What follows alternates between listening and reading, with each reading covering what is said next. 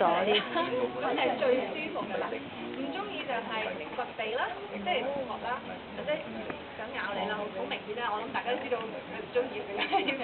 中意咧就係好簡單。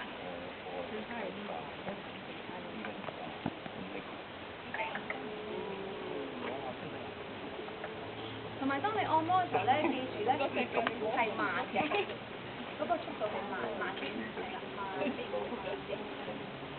同埋 keep 住嗰個 rhythm 係 rhythm 啦，大家知道 rhythm 係要慢，同埋係一、我諗我哋自己每日按摩都唔需要練下，有練下練下。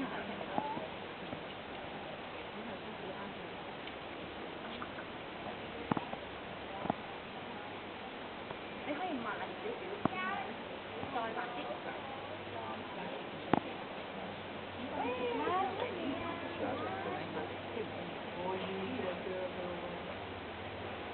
你有嘅話，你都想買？買咗。